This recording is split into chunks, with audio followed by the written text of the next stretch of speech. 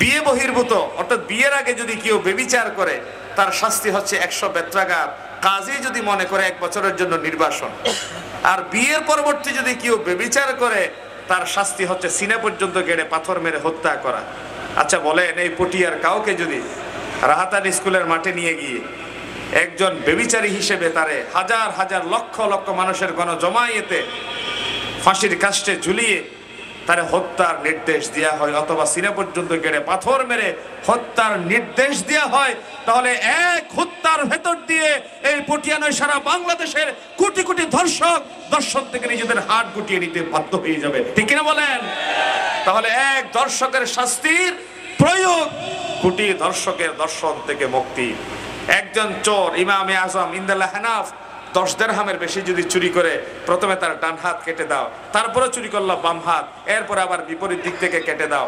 এইভাবে একজন চোরের হাত যদি জনসম্মুখে কেটে দেওয়া হয়, হাজার হাজার চোর পরবর্তী সময় থেকে চৌর্য বৃত্তি থেকে নিজেকে গুটিয়ে নিতে প্রস্তুত হয়ে যাবে। ঠিক না? এই জন্য আমার দেশে এখন সবচেয়ে যেই জিনিসটা বড় প্রয়োজন, বাবার শাসন দেখেছে শোষণের সমাজ, মেয়ের শাসন দেখেছে, চাচার শাসন দেখেছে, স্ত্রীর শাসন দেখেছে, কেউ এই জাতির মুক্তি এবং কল্যাণ দিতে পারে নাই। এখন একটা শাসন দেখায় বাকি আছে, সেই শাসন হচ্ছে কোরআন এবং ইসলামের শাসন। ঠিক কিনা বলেন?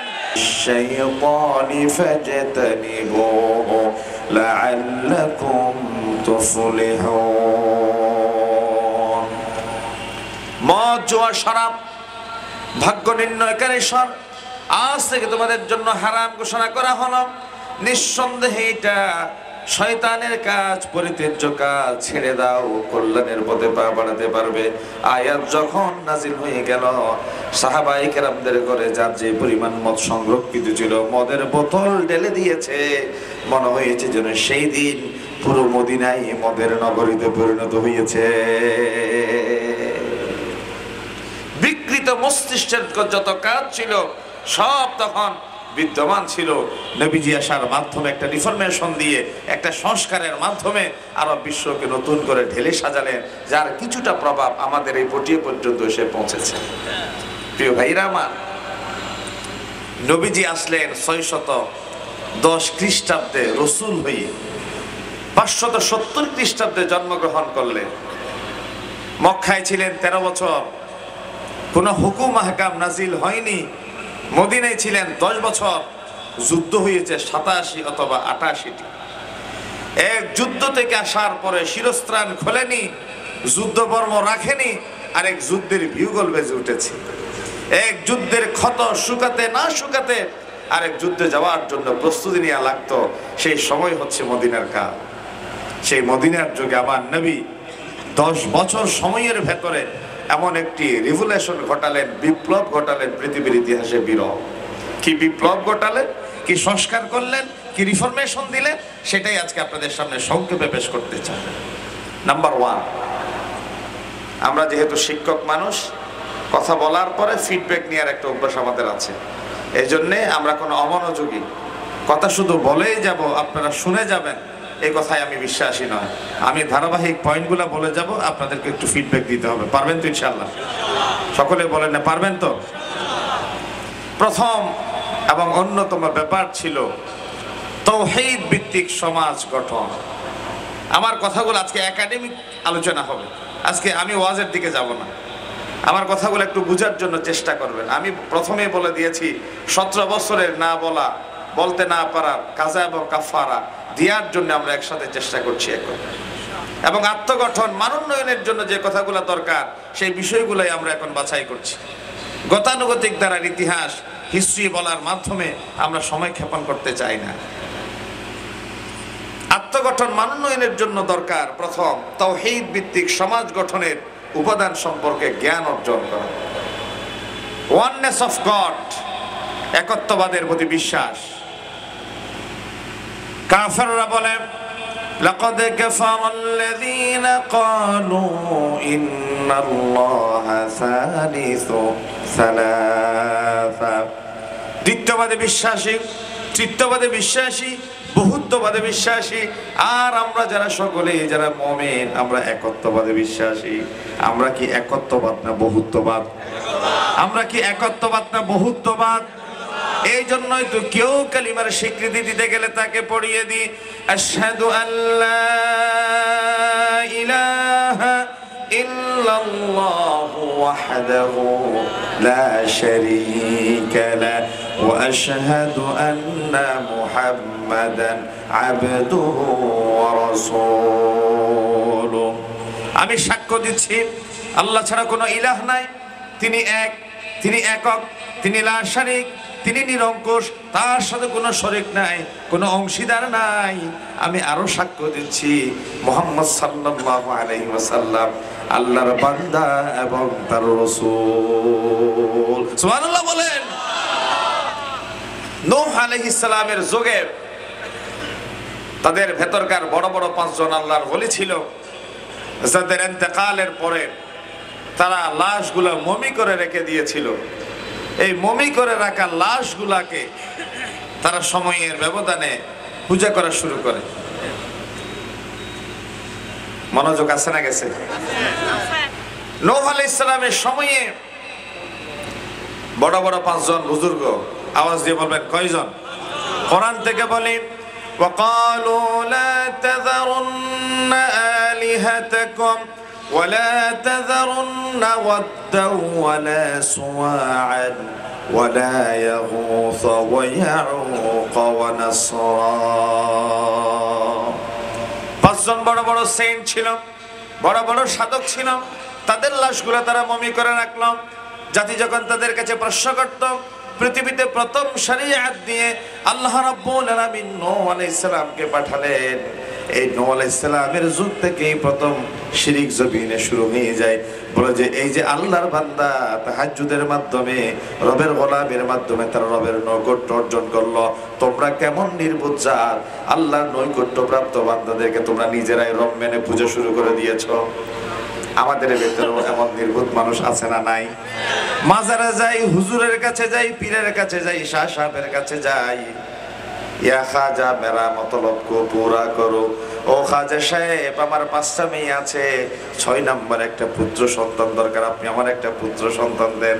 বলে কি বলে না? শুধু বলে না, সিজদা দিয়ে ঘন্টার পর ঘন্টা মাথা টেকিয়ে রাখে। গত পরশুদিন পরীক্ষামূলক ভাবে আমানত শাহ রাহমাতুল্লাহ আলাইহির মাজারে গিয়ে আমি একটা ছবি ফেসবুকে দিলাম। কত মানুষ আমাকে ট্রল করলো, তামাশা করলো, ঠাট্টা করলো। পরে জবাব দিতে বাধ্য হলাম। আমি যে মাজারে গিয়ে ছবি দিলাম একটা জবাব দেওয়ার জন্য। বিষয়টা ছিল এই, যারাই বলে আমরা মাজারে যাই না, আমরা কবর জিয়ারত করি না, মা বাবার জন্য ইসালে সওয়াব করি না, তাদের মুখে চপেটাঘাত দিয়ে আমি দেখিয়ে দিলাম আমি একজন মাঠের বক্তা, আমি একজন সুস্থ বিবেকবান মানুষ। মাজারে গেলাম, জিয়ারত করলাম, বাবার কবরও যাই, মায়ের কবরও যাই, জিয়ারত করে ইসালে সওয়াব পাঠাই। বিইস্তিগফারি ওয়ালাদিকা লাকা, মা বাবার জন্য ইস্তেগফার করা হলে জান্নাতের ভিতরে আল্লাহ রাব্বুল আলামিন মাঝে মধ্যে গ্রেস মার্ক দিয়ে প্রমোশন দিয়ে দে। জিজ্ঞাসা করা হয়, ও রব, জান্নাতের ভিতরে কেমনে প্রমোশন হয়ে গেল? বলে যে জমিনে তোমার সন্তান ইস্তেগফার করলো, জিয়ারত করলো, বিনিময়ে আমি আল্লাহ তোমার জান্নাতে প্রমোশন দিয়ে দিলাম। তাহলে তাদেরকে সপেটাঘাত করার জন্য আমি ছবিটা পোস্ট করলাম। আর তারা বলে, হুজুর আপনিও কি ওই লাইনে চলে গেলেন নাকি? আমি বললাম না না না ভাই, আমি ওই লাইনে চলে যাই নাই। আমি ওই লাইনের জন্য একজন জং।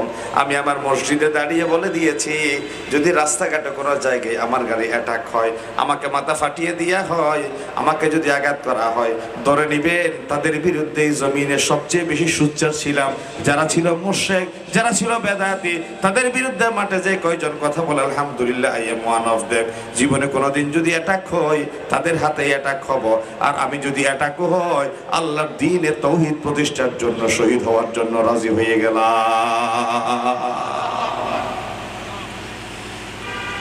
তাদেরকে প্রশ্ন করা হয়েছিল, যারা রবের নৈকট্য প্রাপ্তির জন্য নিজের জীবনটা কোরবান করে দিল, তাদেরকে কেমনে তোমরা পূজা করার রব বানিয়ে নিলাম?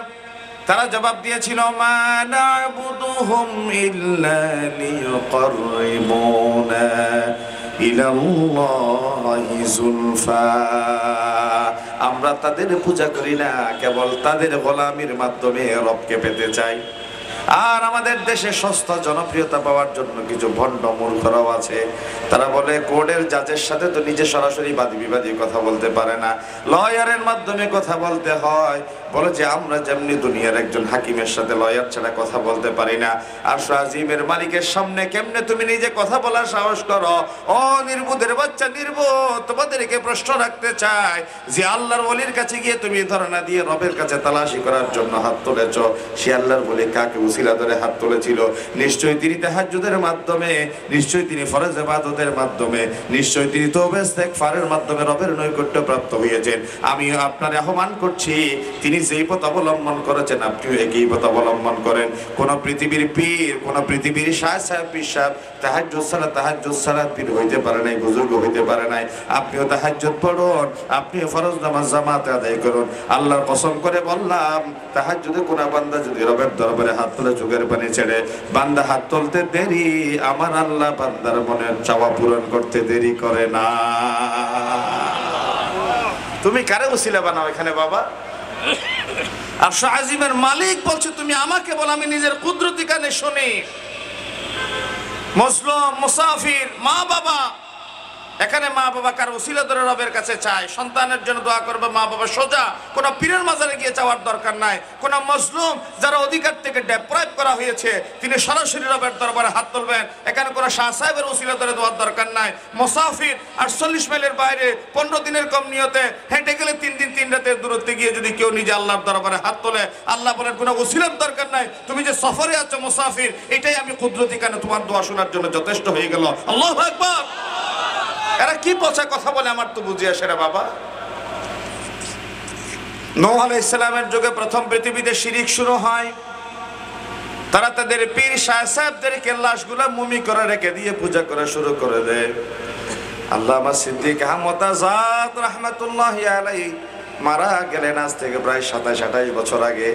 তিনি একটা কথা খুব সুন্দর করে চমৎকার করে বলতেন, আমার এখন মনে পড়ে গেল। বলে যে তোমাদের পুঁজি ছাড়া ব্যবসা করার জন্য একটা বড় সুন্দর উপায় খুঁজে বের করেছ। বলে যে মানুষ মারা যায়, গরু ছাগল মারা যায়, গাদা ঘোড়া মারা যায়, তোমাদের পীররা বসে যায় কাঠকে সাজিয়ে। তোমরা এটা এমন একটা ব্যবসার পুঁজিতে পরিণত করে দিয়েছ।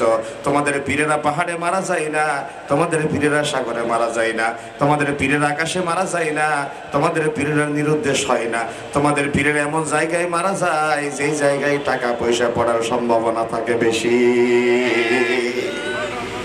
এবং তিনি আরো বলতেন, কোন রেল লাইনের পাশে কিন্তু মাজার থাকে না, সব মাজার এমনি ট্রান্সপোর্ট, যে গাড়ি ঘোড়া সচরাচর মানুষের চলাচলের রাস্তা, এই রাস্তার পাশেই সব মাজার।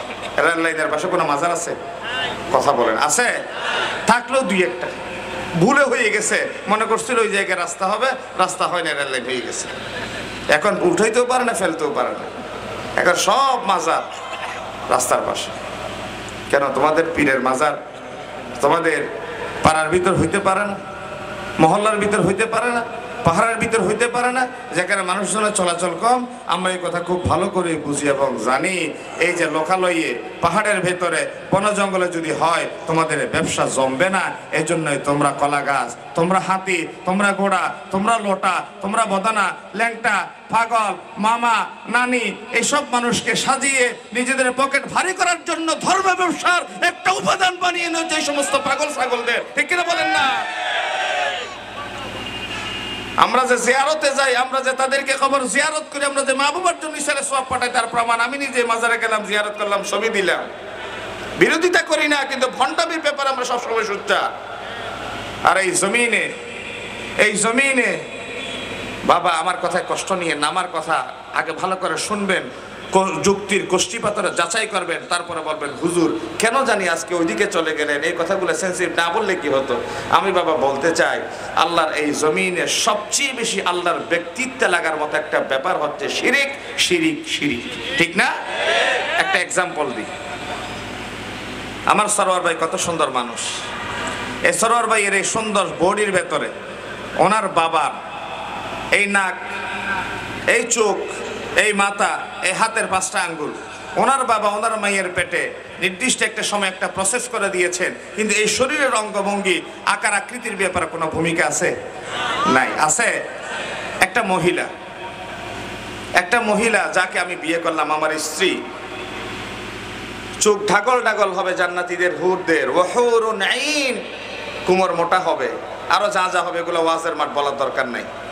চুল লম্বা হলে কেমন হয়, কোন অঙ্গ প্রত্যঙ্গ কেমন হলে কেমন হয় আমরা ভালো করেই জানি।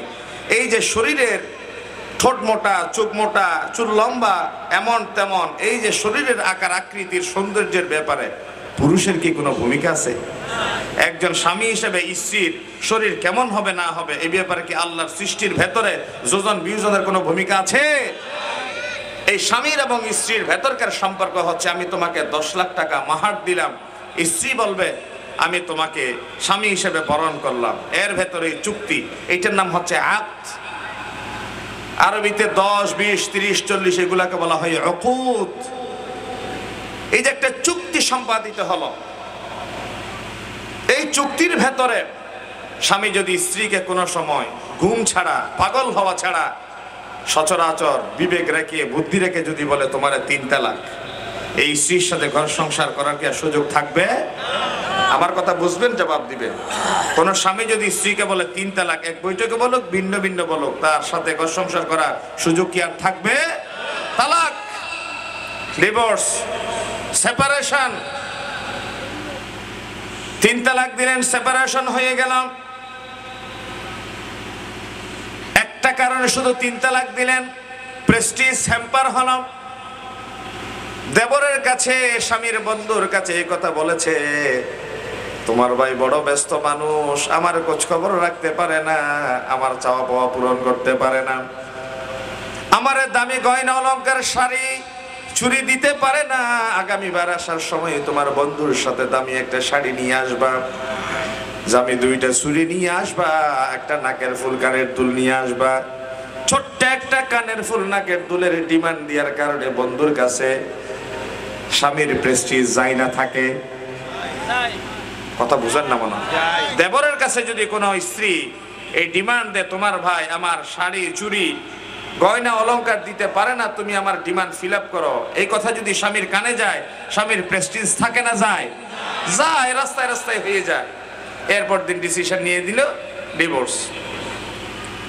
আচ্ছা, এই মহিলার সাথে শুধু সম্পর্ক ছিল 3 তালাকের, একটা শাড়ি চুরির ডিমান্ড করেছে বন্ধুর কাছে, তিনি মেনে নিতে পারলেন না, ডিভোর্স দেওয়ার সিদ্ধান্ত নিয়ে নিলেন।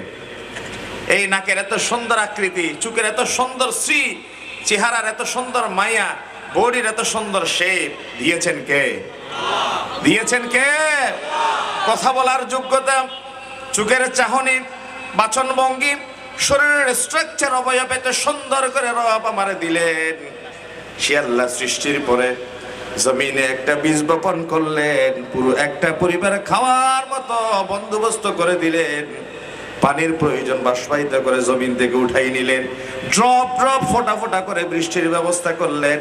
একসাথে দিলে চাপা পড়ে যাবে, একসাথে দিলে মানুষ অ্যাক্সিডেন্ট করবে, এই জন্যে আল্লাহ রাব্বুল আলামিন এত সুন্দর করে জমিনটারে সাজিয়ে দিলেন, বসবাসের উপযোগী করলেন।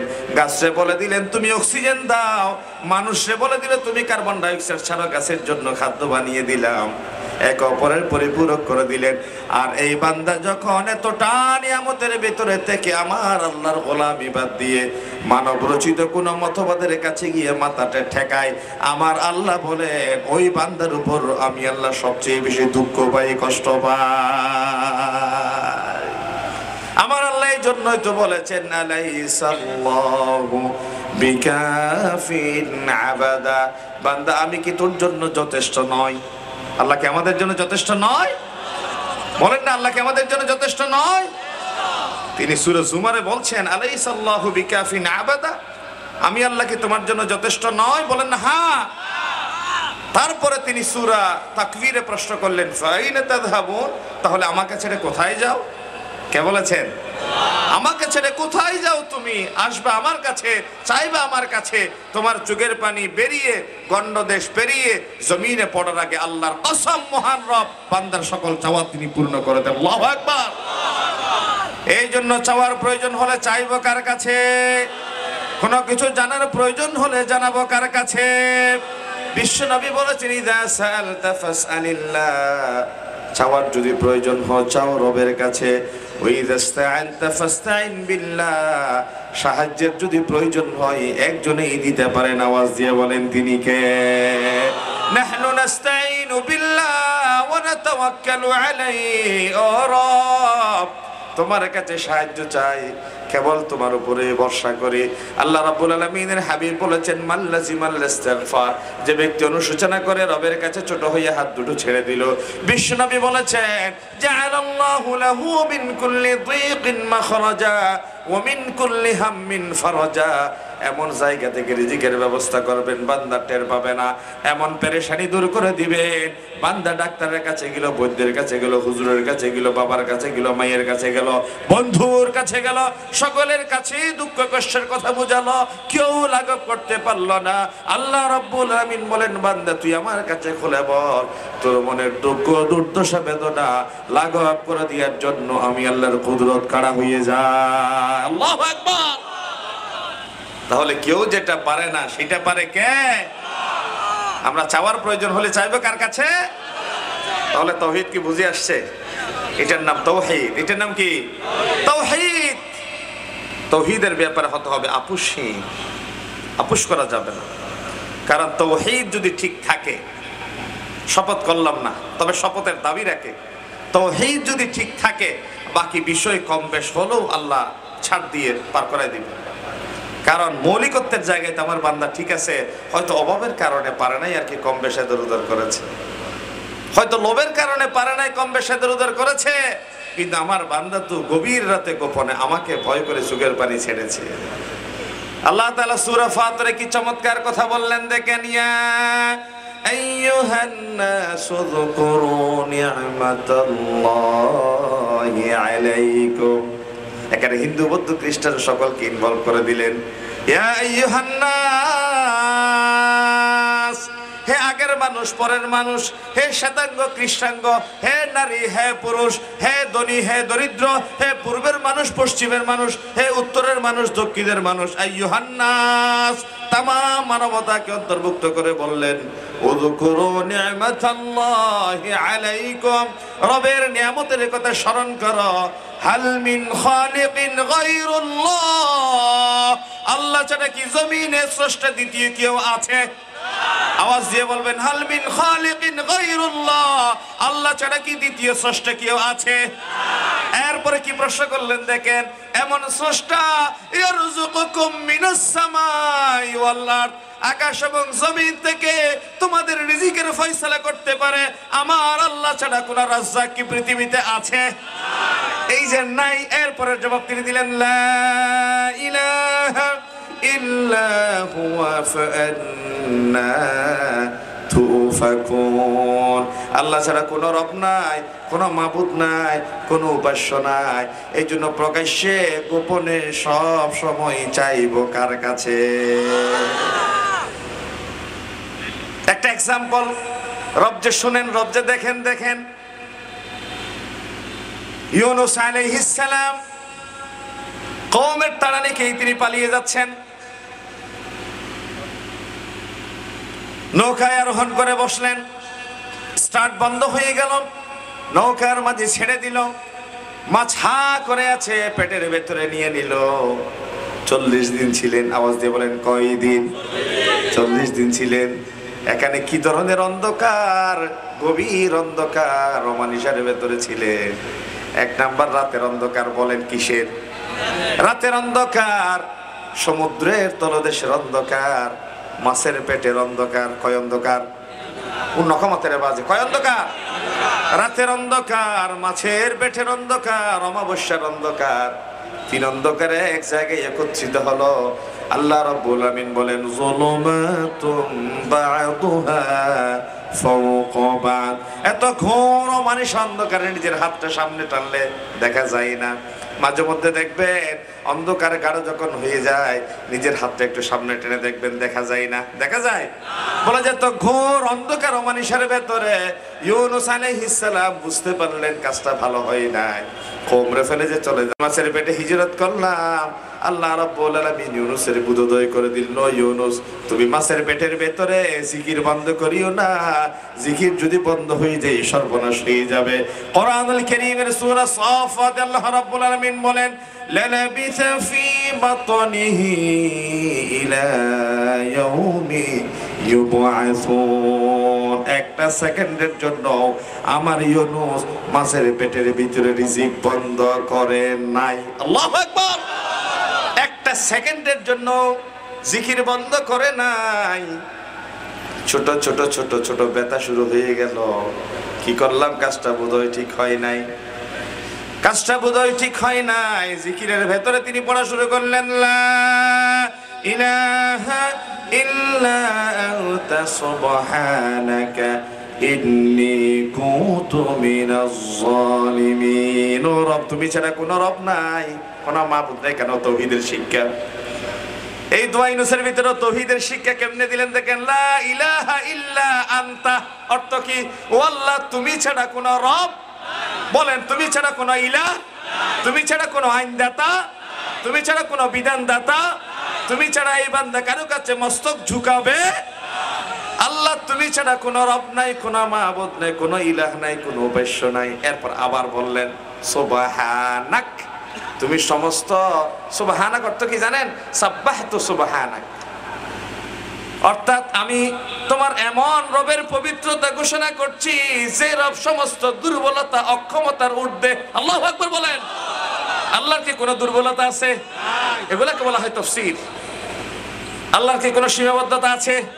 এই যে সুবহানাক, প্রথমত একটা তাওহীদের কথা শিক্ষা দিলেন, আল্লাহর অয়েলিং করছেন তিনি।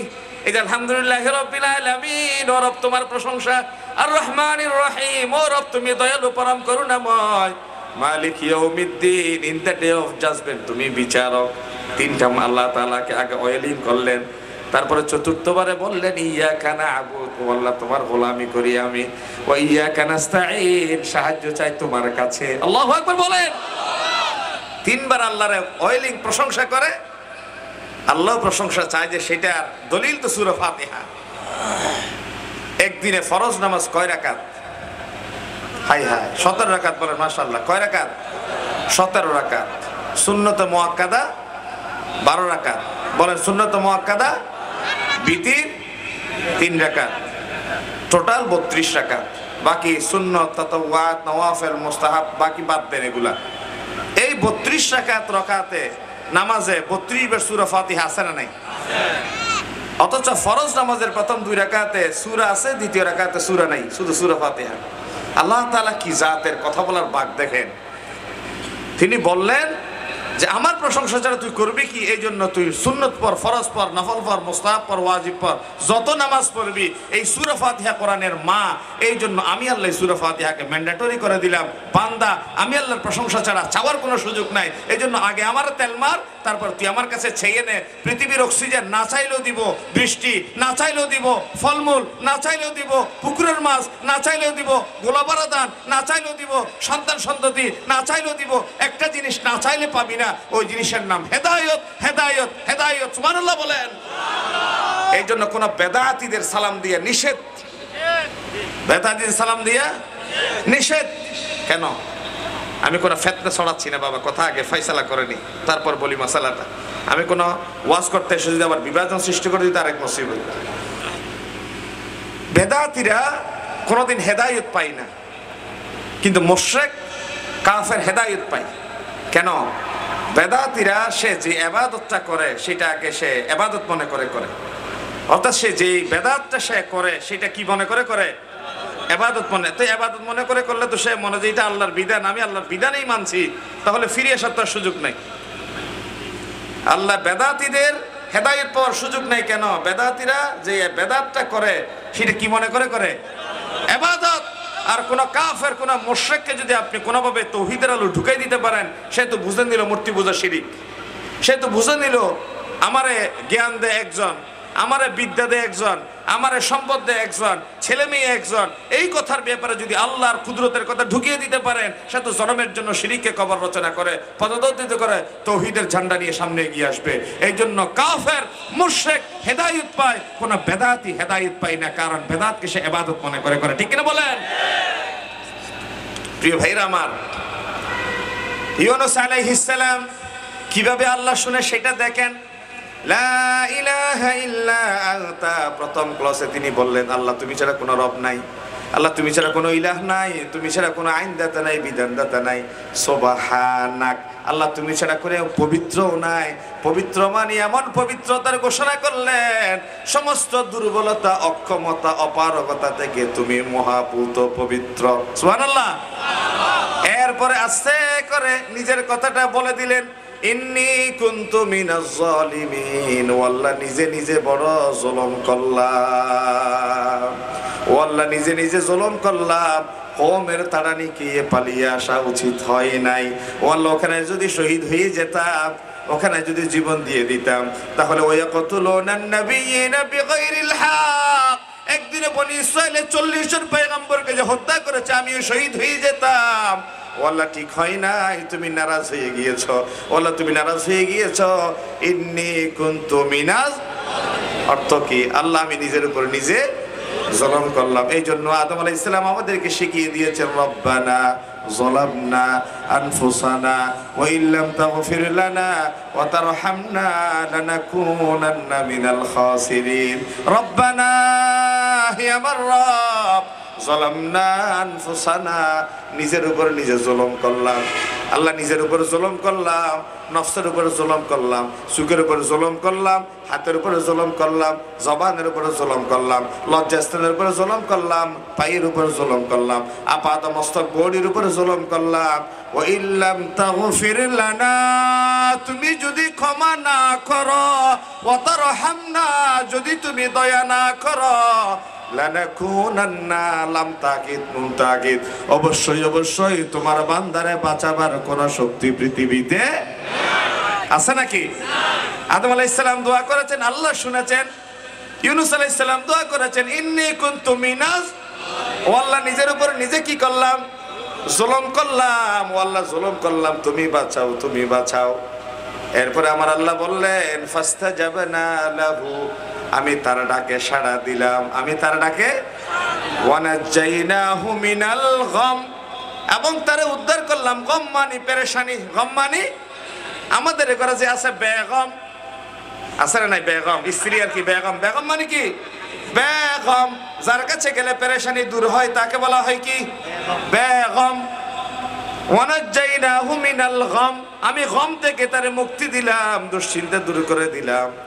যে স্ত্রীর কাছে গেলে মাথা ঠান্ডা হয় না, যে স্ত্রীর কাছে গেলে পেরেশানি দূর হয় না, যে স্ত্রী স্বামীরে ঠান্ডা করতে পারে না, যে স্ত্রী ঘরকে সে জান্নাতের নীড়ে পরিণত করতে পারে না, সে তো স্ত্রী নয়, সে তো আবু জাহালের বৈশিষ্ট্যের। ঠিক কিনা? কারণ স্ত্রীকে এই কথা বুঝতে হবে, একটা হাতের এই তুলতুলে নরম রাখার জন্যে স্বামীর হাতটা ব্রিক ফিলে কালো করে ফেলে, এই হাতের আরামদায়ক রাখার জন্যে, ছেলে মেয়েদের মুখে হাসি ফোটানোর জন্যে টন টন ওজনের বোঝা রিক্সার উপর বহন করে এই মানুষটা সারাদিন পেডেল মারে। এই দুঃখ যে স্ত্রীর মাথায় থাকবে, ব্যথা যে স্ত্রীর মাথায় থাকবে, সেই স্ত্রী কোনোদিন স্বামীর কাছে খারাপ আচরণ করতে পারে না। এই জন্য তো বলা হয় স্ত্রীরা হবে বেগম। বসে বকা দিয়েছে, স্বামীর মনটা খারাপ, হিসাব মিলে নাই ব্যাংকারদের, মনটা ছোট হয়ে আছে, আগামীকাল নিজের বেতন থেকে কেটে রাখবে, হয়তো প্রমোশন হওয়ার কথা ছিল ডিমোশন হয়ে যাবে, হয়তো আগামীকাল গিয়ে আমার বস আমার শোকজ করতে পারে। রাত্রি ভিতরে স্বামী যদি স্ত্রীর কাছে দুঃখের কথাগুলো বলার পরে স্ত্রী যদি স্বামীকে বলে, তুমি যদি চাকরি ছেড়ে চলে আসো, চাকরি যদি চলেই যায়, তোমার কোনো টেনশনের কারণ নাই, আমার তো সেলাই মেশিন আছে। চাকরি যদি না থাকলে থাকবে না, আর কি, চাকরি বড় ব্যাপার নয়, স্বামী থাকাটাই আমার কাছে বড় ব্যাপার, এরকম বলার মানুষ আছে না নাই? আমার চাকরি বড় কথা নয়, স্বামী হচ্ছে আসল। এই জন্য ছেলেদেরকে বলছে, ও বাবারা, বাবার টাকা বড় কথা নয়, জমিনে বাবা বেঁচে থাকাই বড় সম্পদ। ঠিক কিনা? গত কিছুদিন আগে আমার এক মুসল্লি আমার বুকের সাথে মাথাটা ফেলে অজর দাঁড়ায় কাছে, হুজুর আমার একটা তাবিজ দেন। আমি জিজ্ঞাসা করলাম বাবা কি হয়েছে? বলে হুজুর আমার একটা ছেলে, আমি গরিব মানুষ, আমার ছেলে একটা ভালো স্কুলে চান্স পেয়েছে, তার বন্ধুদের হাতে নাকি আইফোন, আমি তার আইফোন দিতে না পারলে সে নাকি ছেড়ে চলে যাবে। এক সপ্তাহ হতে না হতে আমার ছেলে চলে গেছে, আমার কলিজা তো বরদাস্ত হয় না, এই ছেলে ছাড়া কেমনে থাকবো, আমার একটা তাবিজ দে, আমার ছেলে যেন আমার ঘরে ফিরে আসে। আমি বাবার কাঁধে হাত দিলাম, বুঝানোর চেষ্টা করলাম বাবা এটা তো তাবিজের রোগ নয়, এটা তো তাবিজের রোগ নয়, এটা তো ফিরে আসবে তাবিজ দিয়ে, এমনটা নয়। আপনার ছেলের ভিতরে যদি নৈতিকতা থাকতো, মা বাবার ফরমাবরদারির এলেম থাকতো, একটা কাদা মাটিরে যেমনটা শেপ দিবেন তেমনটা হয়ে যেত, একটা কাদা মাটিরে যেমনটা স্ট্রাকচার দিবেন তেমনটা হয়ে যাবে। এই ছোটবেলায় মা বাবার ইজ্জতের কথা, সম্মানের কথা, মর্যাদার কথা, মায়ের পায়ের নিচে সন্তানের জান্নাতের কথা যদি শিক্ষা দিতেন, ওই সন্তান আজকে আইফোনের বাহানা দিয়ে বাবাকে ছেড়ে চলে যেত না। বাবারা রবের কাছে চান, যে ভুলটা জীবনে করেছেন সেই ভুলটা শুধরানোর কোনো ওষুধ নাই, ঠিক কিনা? কারণ ছেলেদের ওষুধ দিতে হবে নৈতিকতার ওষুধ, আপনি তারা দিতে চান তাবিজ দিয়ে, তাবিজ দিয়ে এই রোগ সারবে না। এই জন্যই তো বলি আমাদের দেশ শিক্ষায় জাতির মেরুদণ্ড কথা যেটা প্রচলিত আছে মিথ্যা কথা, ভুল কথা, ডাহা মিথ্যা কথা। কেন ডাহা মিথ্যা কথা? চট্টগ্রামের 68,000 কোটি টাকা যদি একটা পরিবারের হাতে জিম্মি হয়ে থাকে, বাংলাদেশের 20 কোটি মানুষ কোথায় গিয়ে মাথা গুজাবে? 68,000 কোটি টাকা যদি এই দেশ থেকে পাচার হয়ে বিদেশে চলে যায়, তাহলে আমার দেশের 20 কোটি মানুষের টাকা যদি কেবল 3 জনের হাতে জিম্মি হয়ে থাকে, তাহলে এই দেশ তো তলাবিহীন জুড়ি এমনিতেই হয়ে যাওয়ার কথা। তাদের ব্যাকগ্রাউন্ড হিসাব করে দেখেন, তাদের কেউ অশিক্ষিত নাই, মূর্খ নাই। ঢাকা বিশ্ববিদ্যালয় প্রাচ্যের অক্সফোর্ড থেকে সর্বোচ্চ ডিগ্রি নিয়ে আসা, বিদেশের ইউনিভার্সিটি থেকে ডিগ্রি নিয়ে আসা, কলমের গোছায় দুর্নীতি করে, টেন্ডারবাজি করে, চাঁদাবাজি করে, কোটি কোটি টাকার বাণিজ্য করে। তাদেরকে যদি জিজ্ঞাসা করেন ভাই দেশের প্রতি কি মোটেই মায়া নাই, বলবে তারা মায়া অবশ্যই আছে, তবে আখের গোছায়নি। Opportunity comes only on in life, সুযোগ জীবনে মাত্র একবার আসে। এই জন্যই তো অনেক মানুষ এমন আছে বিলিয়ন মিলিয়ন ট্রিলিয়ন ডলারের মালিক, আত্মীয় স্বজন মরলে জানাজায় আসার সুযোগ হয় না। ঠিক বলেন না? ঠিক কিনা বলেন না? আপনারা ভয় পাচ্ছেন নাকি? এই টাকা দিয়ে আমার হবেটা কি ভাই? হবেটা কি এই টাকা দিয়ে আমার? যে টাকা দিয়ে আমার মায়ের চেহারা দেখার সুযোগ হয় না, বাবার চেহারা দেখার সুযোগ হয় না। ইউনূস আলাইহিস সালাম রবের কাছে বললেন লা ইলাহা ইল্লা আনতা, ও রব তুমি ছাড়া কোনো ইলাহ নাই, কোনো মাবুদ নাই, সুবহানাক তুমি মহাপবিত্র। এরপর স্বীকার করলেন নিজের উপর বড় জুলুম করলাম। আল্লাহ রাব্বুল আলামিন বললেন ফাস্তাজাবনা লাহু ওয়া নাজাইনাহু মিনাল গাম্মি, তুমি যখন দোষ স্বীকার করলা, এটাকে বলা হয় ইংরেজিতে কনফেস, দোষ স্বীকার করা। তুমি যখন দোষ স্বীকার করে নিলা, এখন আমার দায়িত্ব হয়ে গেল তোমাকে উদ্ধার করে নিয়া। আল্লাহ বললেন ও ইউনূস তোমার আমি উদ্ধার করে নিলাম। এই যে মাছের পেটের ভিতরে কোনো মেডিকেল সায়েন্স যেতে পারে না, কোনো রাডার কোনো ভূমিকা পালন করতে পারে না, টেলিস্কোপ দিয়ে দেখার সুযোগ নাই, পৃথিবীর দূরতম নিকটতম যন্ত্র দিয়ে ওখানে খোঁজখবর নেওয়ার সুযোগ নাই। মাছের পেটে আল্লাহ ব্যথা তৈরি করে দিলেন, মাছ পাগলের মতো হয়ে গেল ইউনূসকে বমি করে দেওয়ার জন্য। আল্লাহ রাব্বুল আলামিন এই মাছের পেটে তো কঠিন একটা ব্যথার উদ্রেক করে দিলেন। মাছ ঘুরতে ঘুরতে ঘুরতে ঘুরতে সমুদ্রের কিনারায় চলে এসে হঠাৎ 40 দিন পর একদিন বমি করে দিল। এখন লইট্টা মাছের মতো নরম ইউনূস, লইট্টা মাছের মতো ইউনূস, মশা মাছি বসবে, বেন বেন করবে, মানুষটা অসুস্থ হয়ে যাবে, ঠিক কিনা বলেন না? আল্লাহ রাব্বুল আলামিন বলেন ও ইউনূস, অসুস্থ ইউনূসকে কেমনে সুস্থ করে তুলবো? ওষুধ তো আমার কাছে আছে, নিয়ে নাও। আল্লাহ রাব্বুল আলামিন বললেন ওয়া আমবাতনা আলাইহি শাজারাতাম মিন ইয়াকাতিন। সচরাচর আমাদের দেশে যে কদু গাছ আছে, কদু গাছে শিকড় থাকে না, মোটা মোটা থাকে নাকি? চিকন চিকন শিকড় থাকে, মোটা শিকড় থাকে না। কদু গাছের শিকড় চিকন, কিন্তু আল্লাহ বললেন আমি ইয়াকাতিন মোটা শিকড় বিশিষ্ট একটা কদু গাছ তুলে দিলাম, কারণ কদু গাছে মশা মাছি বসে না। কদু গাছে পরীক্ষা করে দেখিয়েন করে গিয়ে আগামীকাল, কদু গাছে মশা মাছি বসে না। ইউনূস যেখানে মাছ বমি করে দিল, এখানে একটা কদু গাছের ব্যবস্থা করে দিলাম, লাউ গাছ তুলে দিলাম, লাউ গাছে ছায়া দেয়, রোদ পড়ে, ইউনুস ধীরে ধীরে সুস্থ হয়ে ওঠে। একটা সময় আমি আল্লাহ 40 দিন পরে মাছের পেট থেকে ইউনুস আলাইহিস সালামকে আবার পরিপূর্ণ মানবে পরিণত করে দিলাম। এই জন্যই তো বলি, কেউ যেটা পারে না সেটা পারে কে? কেউ যেটা দেখে না সেটা দেখেন কে? তাহলে এর নাম হচ্ছে তাওহীদ, একত্ববাদের প্রতি বিশ্বাস। একত্ববাদের প্রতি বিশ্বাস। লা ইলাহা ইল্লাল্লাহু মুহাম্মাদুর রাসূলুল্লাহ। একত্ববাদের কথা শেষ করবো, এই জন্য কালিমাটা পড়লাম। কালিমাটা কেন পড়লাম? কালিমার ভেতরে দুইটা ক্লজ, আওয়াজ দিয়ে বলবেন কয়টা ক্লজ?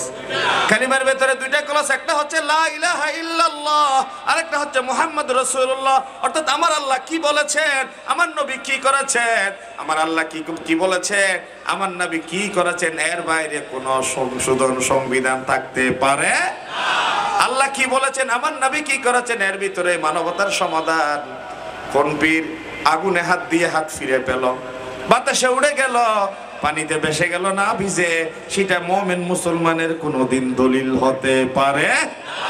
এটা বড় জোর আমরা কালো ম্যাজিক, কালো জাদু হিসেবে বুঝে নিতে পারি। এটা কি জাদু? বলেন না, এটা কি জাদু? অথবা তার পীরগিরি, তার বুজুর্গি তার সাথে থাক না ভাই। তার পীরগিরি কি আমাকে আমার গাছের লাউটা তার ঘরে দিয়ে আসতে হবে? তার পীরগিরি দেখে কি আগুন থেকে হাত ফিরে পেল, বাতাসে উড়ে গেল, পানিতে না ভিজে চলে গেল, এই জন্য কি আমার আড়ারের মোরগটা কি তারা দিয়ে আসতে হবে? নিজের বাবারও তো ভাত খাওয়াই না। পৃথিবীর সাইদি সাহেব একটা কথা বলতেন, না মনে পড়লো, সাইদি সাহেব একটা কথা বলতেন, পৃথিবীর সমস্ত পীরেরা এক জায়গায় একত্রিত হয়ে যদি দোয়া করে, দোয়া কবুল হতেও পারে নাও পারে, 50-50। কিন্তু আপনার রিক্সাওয়ালা, ঠেলাওয়ালা, আপনার কাজের বুয়া মা যদি আপনি সন্তানের জন্য দোয়া কিংবা বদদোয়া করে, আল্লাহর কসম রব যে শুনবে, কোনো সন্দেহ আছে?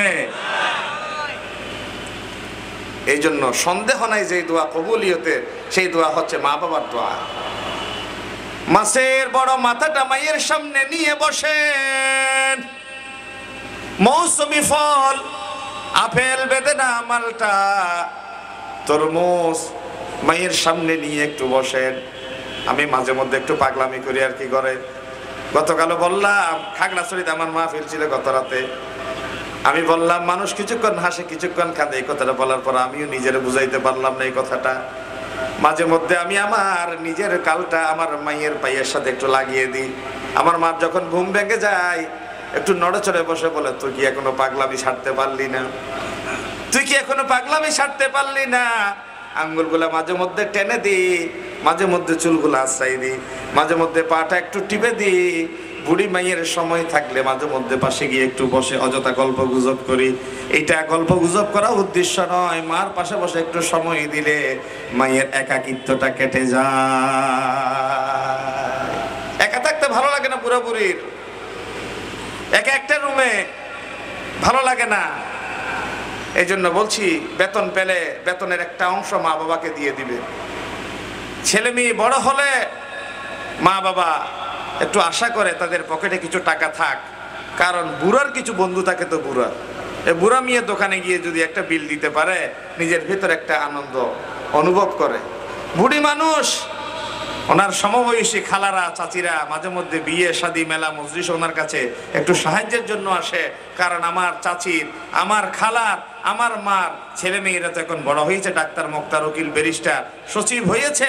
এখন বোধহয় ওনার হাতে কিছু টাকা থাকবে, উনি মানুষ চাইলে যদি কিছু টাকা দিতে পারেন, তখন নিজের একটু প্রফুল্ল প্রফুল্ল অনুভব করেন, ঠিক না?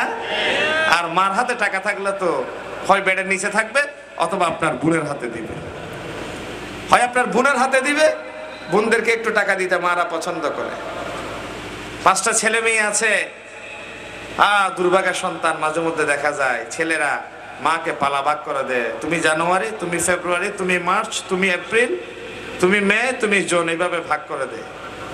আমি বলি, যার ঘরে একটা ছেলে আছে তার মাকে কে পালা ভাগ করে দেয়? এই জন্য এইভাবে চিন্তা যেন আমরা করি, আমার মায়ের আমি একজন সন্তান, এই জন্য আমার ভাইয়েরা ভাগ করবে সেটা তারা করুক, আমি আমার মায়ের দেখভাল দেখাশোনা করার জিম্মেদারি আমার কাঁধে থাক। বিশ্বাস করেন আকাশ ফেটে রহমত নাজিল হবে। আপনার ভাগ্য পরিবর্তনের জন্য আপনার মায়ের একজনের দোয়াই যথেষ্ট। সুবহানাল্লাহ বলেন। না হয় করে দেখেন যে ছেলেটা দুর্বল, মা বাবার জিম্মেদারিত্ব কাঁধে তুলে নিল, নিজে খাইতে পারে না, মারা কি খাওয়ায়, কষ্ট হয়ে যায়।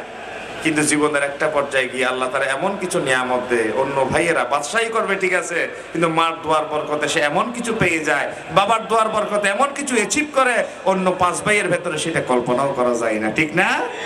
মা বাবার দোয়া বিতে যায় না। প্রিয় ভাইরা আমার, ট্র্যাক নড়ে গেল।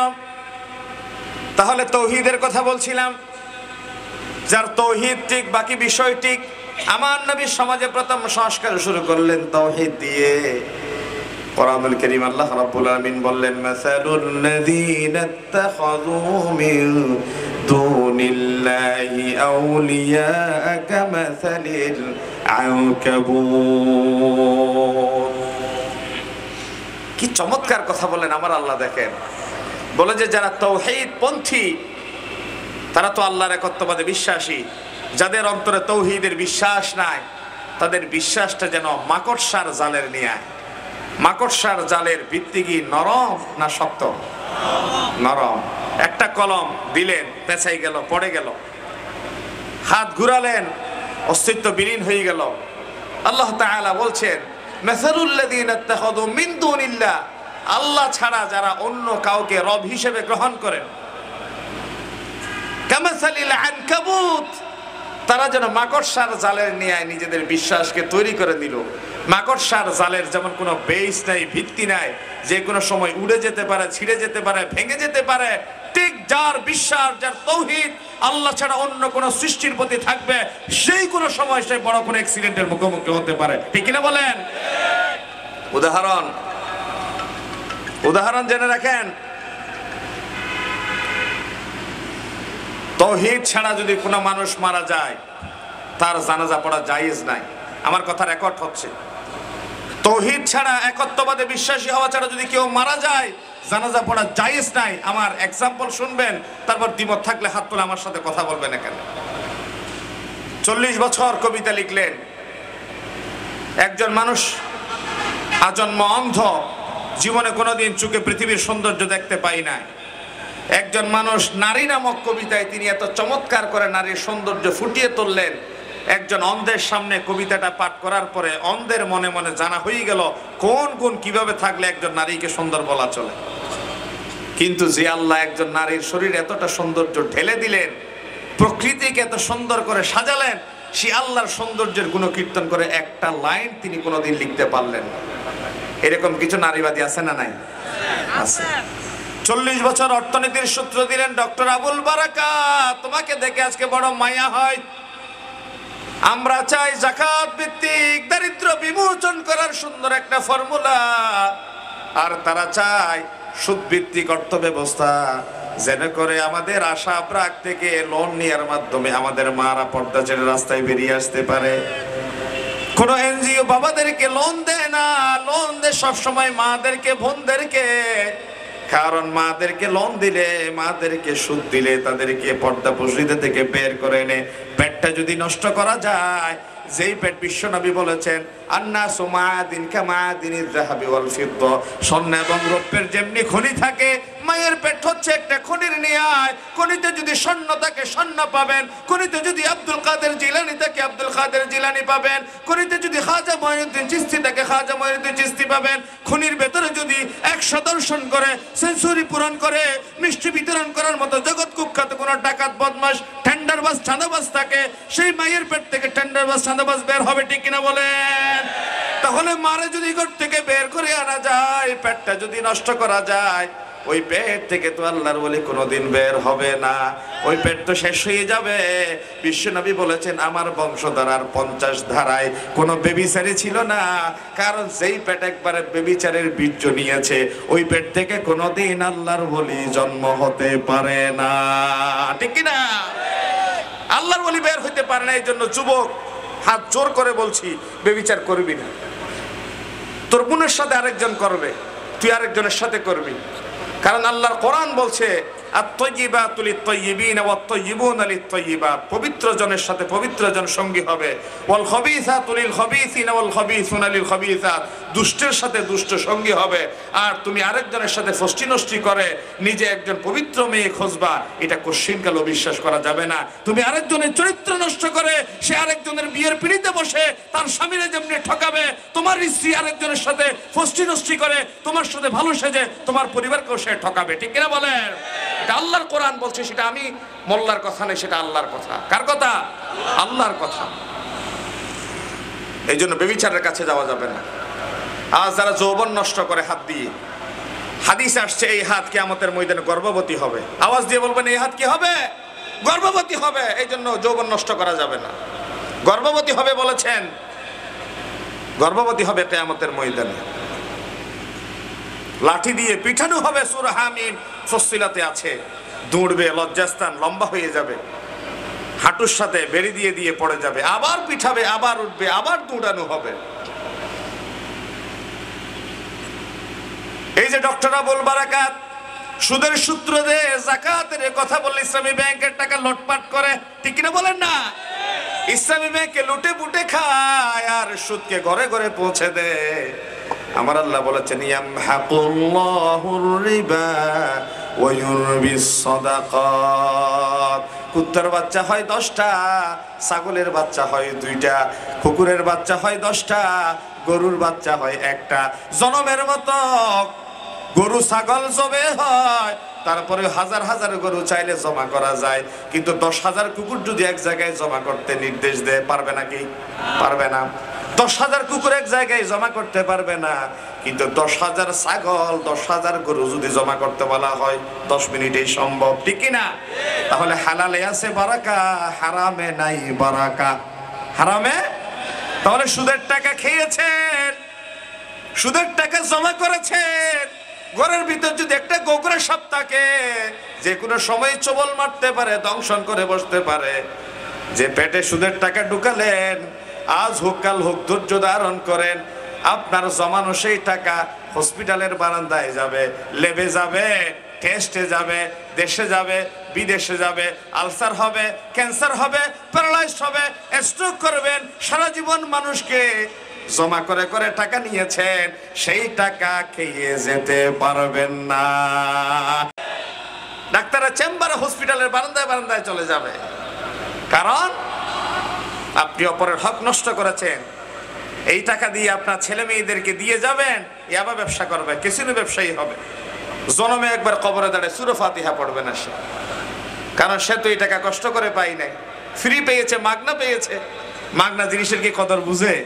কথা বলে না, মাগনা জিনিসের কদর আছে নাই।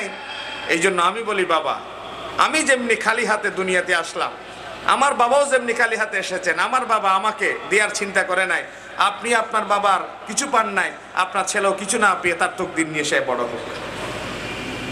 ছেলে মেয়েরা টাকা না দিয়ে, পয়সা না দিয়ে ছেলে মেয়েরা মেধা দেন, পড়াশোনা দেন, যোগ্যতা সম্পন্ন করে গড়ে তোলে।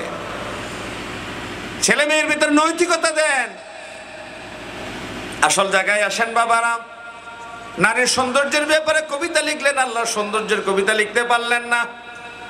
আবুল বারাকাত অর্থনীতির সূত্র দেওয়ার কথা বলে সুদের সূত্র দিলেন, যাকাতকে মাটির নিচে চাপা দিয়ে দিলেন। 40 বছর পর্যন্ত রাজনীতি করলেন, মানব রচিত মতবাদ মানুষের ঘরে ঘরে পৌঁছে দেওয়ার জন্য যুদ্ধ করলেন, রক্ত দিলেন, জীবন দিলেন। আর যে আল্লাহর বিধান দিয়ে জীবন পরিচালনা করার কথা, জমিন পরিচালনা করার কথা, সে আল্লাহর জীবনে, সে আল্লাহর জমিনে যদি কোরআন দিয়ে কথা বলা হয়, আপনি বলেন মৌলবাদ, জঙ্গিবাদ, সাম্প্রদায়িক চেতনায় বিশ্বাসী, ঠিক কিনা? কোরআন নিয়ে যখন কথা বলে তখন মৌলবাদের গন্ধ পান, জঙ্গিবাদের গন্ধ পান, সাম্প্রদায়িকতার গন্ধ পান। দাড়ি রাখলে বাংলা ভাই মনে হয়, দাড়ি রাখলে আপনার কাছে জঙ্গি জঙ্গি মনে হয়, টুপি দিলে আপনার কাছে হুজুর হুজুর মনে হয়, একটু ব্যাকডেটেড মনে হয় আপনার কাছে। ছেলে মেয়ে পড়ে হিফসখানায়, কিন্তু বিয়েতে যাওয়ার সময় দেখা যায় কোট্টায় পরে যায়। আরে বাবা, কোট্টায় পরা হারাম নয়, কোট্টায় পরা হারাম নয়, কিন্তু আপনি যখন এই চর্চাটা করবেন আপনার ছেলে মেয়েকে, তখন আপনার ছেলে মেয়ে পাঞ্জাবি পরে মাদ্রাসায় যেতে হীনমন্যতায় ভুগবে। সে চিন্তা করবে বুধয় কোট্টায় পরে বিয়েতে যেতে হলে বুধয় পাঞ্জাবি পরাটা এটা প্রেস্টিজলেস একটা ব্যাপার। এটা অসম্মানজনক একটা ব্যাপার। অথচ আমরা গরু গোশত খাওয়া আমরা বুঝি না যে সুরঞ্জিত সেনগুপ্ত মৃত্যুর আগ মুহূর্ত পর্যন্ত আড়ঙের জামা পরে পরে পাঞ্জাবি পরে পরে সে কবরে গেছে, ঠিক না? সে কোনোদিন শার্ট প্যান্ট পরে না। আবুল মাল আব্দুল মুহিত কোনোদিন শার্ট প্যান্ট পরে নাই তারা, কিন্তু আমরা এখন পাঞ্জাবি পরলে মোল্লা মোল্লা মনে করি, সাম্প্রদায়িক মনে করি, জঙ্গি জঙ্গি লাগে। তাহলে ইসলাম যখন কথা বলে তখন আপনার কাছে হীনমন্যতা মনে হয়। 40 বছর রাজনীতি করলেন, আমার নেতার চরিত্র ফুলের মতো পবিত্র, নামাজ পড়েন এক ওয়াক্ত, গাঞ্জার গন্ধ উঠে তার মুখ দিয়ে, এই নেতার চরিত্রের কথা বলে বলে মুখে ফেনা তুললেন। যেই নেতার দিনের চরিত্র তো মানুষ দেখে, রাতের চরিত্রের ব্যাপার যদি মানুষ দেখতো, দিনের বেলা এই নেতা রাস্তা দিয়ে চলাফেরা করার কোনো অধিকার থাকতো না, ঠিক না? এত বেশি চুরি করে, ডাকাতি করে, এত বেশি দর্শন করে এই নেতারা। তাহলে 40 বছর কবিতা লিখলেন নারীর সৌন্দর্যের, 40 বছর সুদের সূত্র দিলেন অর্থনীতির, 40 বছর রাজনীতি করলেন মানব রচিত মতবাদের। একই মানুষটা যখন মারা গেল, সরওয়ার সাহেব, ইমাম সাহেব, এলাকার পরিচিত বিজ্ঞজন, পণ্ডিতজন, আলেম, দিনদার মানুষ বলে যে এই সরওয়ার সাহেবের ইমামতিতে যদি আমার বাবার জানাজাটা হয় বোধহয় কবরের আযাব কমে যাবে, নিয়ে আসেন হুজুরকে। আচ্ছা, নিয়ে আসা হলো। হুজুর আমার বাবার লাশটা দাফন করেন। কি বলে? হুজুর আমার বাবার লাশটা দাফন করবেন। হুজুর বলে আমি কি পড়বো? আপনার বাবা তো জীবনে এক ওয়াক্ত নামাজ পড়ে নাই, আপনার বাবা তো 1 টাকা দান করে নাই, আপনার বাবা কোনোদিন ইসলামী রাজনীতি করে নাই। আপনার বাবা ইসলামী রাজনীতি যারা করতো তাদেরকে বলা হতো জঙ্গি, মৌলবাদী, সাম্প্রদায়িক, দর্শক, বলতো কি বলতো না? এখন এই মানুষটারা যদি আমি কবরে দাফন করার সময় বলি বিসমিল্লাহি ওয়া আলা মিল্লাতি রাসূলিল্লাহ, মানে রাসূলুল্লাহর মিল্লাতের উপর দাফন, কিন্তু সে তো সারা জীবন রাসূলুল্লাহর মিল্লাত যারা অনুসরণ করে তাদেরকে কুপিয়েছে, জবে করেছে। এখন এই মানুষটারা যদি রাসূলুল্লাহর মিল্লাতের উপর দেন, এটা কি সত্য হবে না মিথ্যা হবে? আওয়াজ দিয়ে বলে সত্য না মিথ্যা? তাহলে একজন মিথ্যাবাদী মানুষের কবরে লাশটা মারছেন হুজুরকে দিয়ে, আপনি নামান না মিথ্যাটা? মিথ্যাটা আপনি তো নিজে দিচ্ছেন না, দিচ্ছেন হুজুরকে দিয়ে। বিসমিল্লাহি ওয়া আলা মিল্লাতি লেলিন, বিসমিল্লাহি ওয়া আলা মিল্লাতি মাওশেতুন, বিসমিল্লাহি ওয়া আলা মিল্লাতি কার্ল মার্কস, বিসমিল্লাহি ওয়া আলা মিল্লাতি আওয়ামী লীগ। ঠিক না? হন না বাজি? এই কথা নিয়ে যদি কবরে যাওয়ার জন্য রাজি থাকেন, তাহলে ইসলাম ছাড়া অন্য কিছু মানি না, ইসলাম ছাড়া অন্য কিছু মানি না। এই সূত্রের বাইরে যদি চিন্তা করেছেন বাবা, তাহলে বিসমিল্লাহি ওয়া আলা মিল্লাতি লেলিন কার্ল মার্কস মাওশেতুন অমুক তমুক, বাম ডান, আপনি আরেকটা এক্সেট্রা বলা হবে। আমাকে যদি নিয়ে আসেন আমি অবশ্যই বলবো, কারণ আমরা ঘাটতেরা মানুষ। কারণ যে মানুষটা সারা জীবন ইসলামের বিরোধিতা করেছে, কোরআনের বিরোধিতা করেছে, আমি একজন মোল্লার নিরহ পেয়েছেন বলে কি আমাকে মিথ্যার উপরে সাক্ষী দিয়াইবেন নাকি? না, আমি মিথ্যার উপরে সাক্ষী দিব না। আরো দেয়া হচ্ছে আল্লাহর রসুলের ব্যাপারে। এই মানুষটা রসুল্লাহর মিল্লাতের উপর ছিল, আমি দেখেছি, সাক্ষী দিচ্ছি কবরে রাখার মাধ্যমে।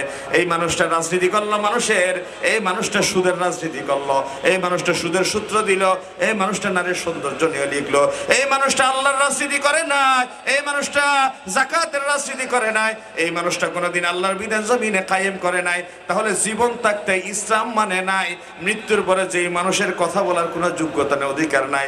3 ঘন্টা পরে পচন শুরু হয়ে যাবে, 4 ঘন্টা রাখতে গেলে ফ্রোজেন করে রাখতে হবে। এখন আপনি বলেন, বিবেকরে প্রশ্ন করে আল্লাহ এবং তার রসুলের কি দায়ী বা টাকা পড়েছে পচা দুর্গন্ধময় লাশটা গ্রহণ করা, ঠিক কিনা? আজকের ওয়াজ শেষ, এটাই সবক, এটাই সবক। বুঝলে এইটুকুই যথেষ্ট, না বুঝলে সারা জনম ওয়াজ করে লাভ কি? আজকে শুনলাম আমার সাথে গতকাল খাগড়াছড়িতে সফর সঙ্গে ছিলেন একজন ব্যবসায়ী, রাত্তারপুলের একজন জমিদার, বদরান মসজিদের যিনি খতিব, সোবানী আলিয়া মাদ্রাসার মুহাদ্দিস মৌলানা নিজামুদ্দিন রশিদি সাহেবের বই পুস্তক তিনি ছাপান।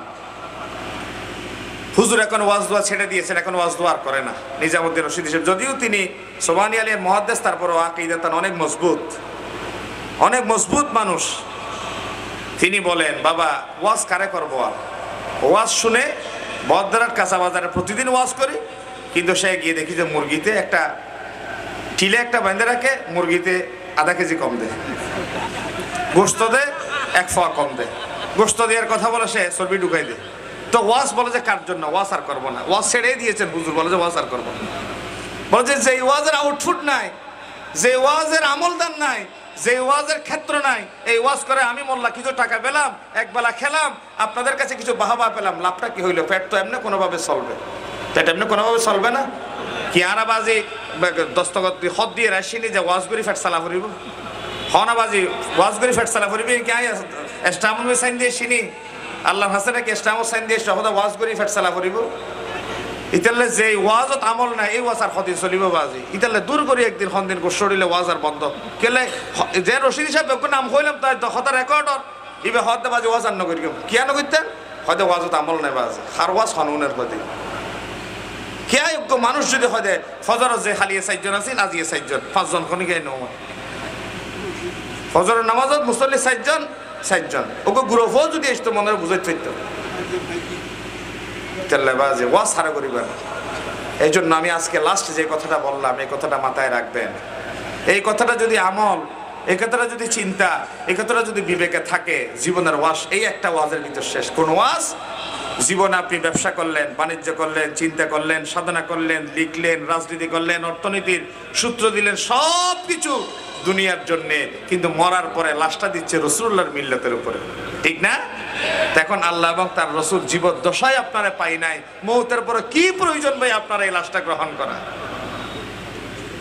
দরকার আছে? বিবেক কি? আমি আপনারা বলছিলাম তো, অধিকার দিয়েছিলাম তো, কোনো মাইয়ের বেটা থাকলে আমার কথাকে আপনি খণ্ডন করেন না হয়? কি প্রয়োজন আল্লাহ এবং তার রাসূলের এই লাশটা নিবে না? এই জন্য বলি আমরা, ইসলাম হচ্ছে হুজুরকে দাওয়াত খাওয়ানো পর্যন্ত, ইসলাম হচ্ছে মসজিদের জুমার হুজুরের আলোচনা ফজিলত পর্যন্ত। যখন সুদের দিকে যাবে, যখন ওজনে কম দেওয়ার গুনার দিকে যাবে, যখন হুজুর সমাজের বেদি নিয়ে কথা বলা শুরু করবে, তখন বলে যে হুজুর এটা বোধহয় জামাত করে মনে হয়। জামান নইলে তো হতে বাজি এলে শক্ত হতা না হয়, এ নইলে তো দিতে মিডে মিডে হতা হই কে যাইতো, কে মাজার ফজল হয়ে যায়, কে মিডে হতা ফজিলত হয়ে যায়, হতে এত সপ্তাহ হতা হয়তো হয়তো বাজে উগ্র আছে তো হন না, ঠিক কিনা? হন না ওনারাই তো হন হতাইন বাজে আনারাই আরাম জীবনত হন দিন হন এত বছর জুমা হরাই 17-18 বছর তো আর জুমা হরাই দিই জীবনে হন রাজনৈতিক দলের নাম ন হয়ে জামাতর, কিন্তু হতা সত্য হয়ে দিয়ে হয়তো নাউজুর জামাত করে, হয়তো কেন বুঝছেন? হয়তো নাউজুর হয়তো তাবিজ নদে, হয়তো হুজুরে হয়তো নজারে পরে, হয়তো হুজুরে হয়তো হয়তো দরগরে টিয়া নলয়, তাহলে হয়তো সমস্যা আছে। তাহলে বাজি হতা জিয়ে নিয়ে তো আসল হতা হয়ে ফেলেইও, আসল হতা হয়ে ফেলেইও হয়তো মানুষ খুব ভালোবাসে, হয়তো শুধু জমাত করে দিয়ে সমস্যা নেই। এখন সমস্যা চলে না? না চলে, চলে। সমন্বয় কল খুব কম, বাংলাদেশ স্বাধীন করে কি আর জোয়ান ফকল আর ফেডার ফর সমান বা যাতে তৈরি বা থন্য করে, কিন্তু দেশ উল্টে ফেলেইয়ে, কিন্তু হয়তো বাজি 150 সমন্বয়কের ভিতরে হয়তো 120 জন হয়তো শিবির করে দেখো দূর হয়তো হয়তো 9 হয়তো তৈলে হয়তো ফোন আইলে হন না হর আসল জায়গাত গেলে হয়তো বাজে টোটো। যাক, যে কথাটা আমি বলছিলাম তৌহিদের কথা, আমার নবী সংস্কার শুরু করলেন প্রথম তৌহিদ দিয়ে। কি দিয়ে? তৌহিদ। এই জন্য তৌহিদের ব্যাপারে বাবা আপুস করা যাবে না। 2 নম্বর কথা বলছি, বেশি কথা বলতে পারবো না, একটু একটু বলে শেষ করে দিচ্ছি। শেষ, আর টাইম অলরেডি 20 মিনিট ওভারও গিয়ে 2 নম্বর পয়েন্টটা কথা বলে শেষ করছি, সেটি হচ্ছে বর্ণ বৈষম্যের মূলে কুঠারাঘাত করলেন নবীজি। অর্থাৎ সমাজে কেউ খাবে কেউ খাবে না, ইসলাম বলে তা হবে না। বলেন, কেউ খাবে কেউ খাবে না, ইসলাম বলে তা হবে না। ধনীদের ধন থেকে যাকাত নাও, গরিবদের মাঝে বন্টন করে দাও, বলেছেন মুহাম্মদুর রাসূলুল্লাহ সাল্লাল্লাহু আলাইহি ওয়াসাল্লাম। এই জন্য আপনারা যার 7.5 ভরি স্বর্ণ আছে, 52.5 তোলা রৌপ্যের পরিমাণ 1 বছর অতিরিক্ত সম্পদ জমা আছে, আপনি 2.5% করে যাকাত দিয়ে দিবেন। আমি পশুর যাকাতের কথা বললাম না, কারণ ওট কয়টা থাকলে, ছাগল কয়টা থাকলে, গরু কয়টা থাকলে আলাদা নেশাব। আমি শুধু জমা সম্পদের কথা বললাম। 7.5 ভরি স্বর্ণ, 52.5 তোলা রৌপ্যের সমপরিমাণ সম্পদ 1 বছর যার অতিরিক্ত হয়ে আছে, তার সম্পদের 2.5% গরিবদেরকে দিয়ে দিয়ে ফরজ।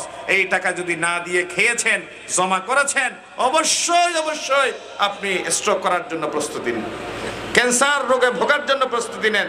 কারণ এই সম্পদ গরিবের হক, গরিবের হক পেটে নিয়েছেন মানে আপনি তার একটা অভিশাপ কেড়ে নিয়েছেন, আর অভিশপ্ত মানুষ কোনোদিন সুস্থ থাকতে পারে। যাকাত দিবেন, সাদাকা দিবেন, হক আদায় করবেন, তারপরে রবের কাছে ফরিয়াদ করবেন, রব্বানা ওয়ালা তুহাম্মিলনা মা লা তাকাতা লানা বি। এই আয়াতটা সব সময় পড়বেন। ও আল্লাহ, এমন রোগ শোক দিও না যে রোগের চিকিৎসা করার মতো টাকা পকেটে নাই। ও আল্লাহ, এত বড় রোগ দিও না যে রোগের টেস্ট করার মতো সামর্থ্য আবার নাই। ও আল্লাহ, এত বড় কঠিন জটিল পরীক্ষার মুখোমুখি করিও না যে জটিল কঠিন পরীক্ষায় পাশ করার মতো সামর্থ্য তোমার বান্দার নাই। ইব্রাহিম খলিলুল্লাহ সব সময় রবের কাছে দোয়া করতেন, ও রব, এমন কঠিন পরীক্ষার মুখোমুখি করিও না যে পরীক্ষায় পাশ করতে পারবো না। বুড়া বয়সের সন্তান দিলে বলে রেখে আসো, রেখে আসলেন। বুড়া বয়সের সন্তান 7 বছর বয়স হলো, বলে যে জবে করে দাও, জবে করে দেওয়ার জন্য প্রস্তুত হয়ে গেলেন। আল্লাহ বলেন, ও ইব্রাহিম, কত বড় সাহস তোমার, 7 বছর বয়সের সন্তান, বলা হলো পাহাড়ে রেখে আসো, রেখে আসলা। কোনো মানুষ নাই, জন নাই, খাবার নাই, পানি নাই, কিছুই নাই। তিনি সন্তানদের ডাক পিছন দিক থেকে আব্বা আব্বা শুনলেন, পিছনে ফিরেন নাই, অনেক দূরে চলে গেলেন। ছেলে মেয়েদের দেখা যায় না, ওই জায়গায় বসে গেলেন। বাবারা তাকওয়া তাওয়াক্কুলের শিক্ষা, ওই জায়গায় বসে গেলেন, রবের দরবারে ফরিয়াদ করলেন, রব্বানা ইন্নী আসকানতু মিন যুররিয়াতি বিওয়াদিন গায়রি যী যারইন ইনদা বাইতিকাল মুহাররাম। ও রব, এমন জায়গায় রেখে যাচ্ছি, কোনো মানুষ নাই, জন নাই, কোনো খেত খাবার নাই, কিছুই নাই। আল্লাহর কাছে দোয়া করলেন, আল্লাহ, আমার সন্তানদের ভেতরে তুমি রিজিক দাও। এমন বললেন। আল্লাহ যদি আমাদের কেমন পরীক্ষা করতেন, আমরা কি বলতাম একটু দেখেন তো। যদি আল্লাহ বলেছেন, আপনি শাহ সাহেব আর কি শাহ সাহেবকে বলেছ, ও শাহ সাহেব, তুমি তোমার ছেলে মেয়েদেরকে ওই যে প্রতি বছর আমি একটা জায়গায় মাহফিলে যাই, খুব মায়া লাগে বাবা ওই জায়গায় গেলে, সেটা হচ্ছে রুমাতে যাই, রুমা থানসি। প্রতি বছর হিন্দু, বৌদ্ধ, খ্রিস্টান, চাকমা, মারমা, রুই, মুরং এক জায়গায় একত্রিত হয়ে বিশাল বড় একটা মাহফিল করে। মানে ওরাও স্টেজে থাকে, সেনাবাহিনীর জোন কমান্ডার থাকেন, আর প্রত্যেক ধর্মীয় নেতারা থাকেন। মুসলমানের যিনি কেবল উনি প্রধান বক্তা হিসেবে কথা বলেন। আলহামদুলিল্লাহ, আপনাদের দোয়ায় আমি 3 বছর ধরে ওখানে যাওয়ার সুযোগ হচ্ছে। সাম্প্রদায়িক সম্প্রীতি রক্ষায় আমার নবীর অবদান, এই ব্যাপারটা নিয়ে ধারাবাহিকভাবে কথা হচ্ছে ওখানে। ওখানে তো সবাই ভিন্ন ধর্মাবলম্বী, গয়াল জবে করে। একটা কথা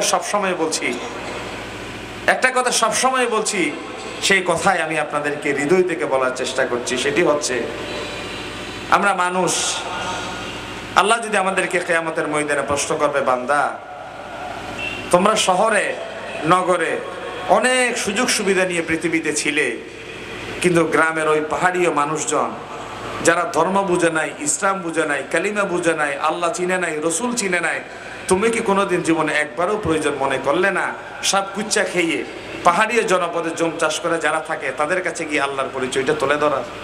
যাও, আজকে থেকে তোমাকে পাহাড়ীয় জনপদে দিয়ে আসতাম, তুমি ওখানে থাকো।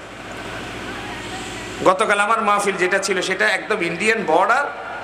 আমার ড্রাইভারও ছিলেন, উনি তো সামনে আছেন। ড্রাইভার একদম ইন্ডিয়ান বর্ডারের পাশাপাশি, আর 15 মিনিট গাড়ি চালালে বর্ডারে। পাহাড়ি যারা, তারা আলোচনা শুনেছেন। খুব মায়া লাগে একটা বিষয় খুব মায়া লাগে, সেটি হচ্ছে, আল্লাহ যদি প্রশ্ন করে, ও রব, কি জবাব দিব?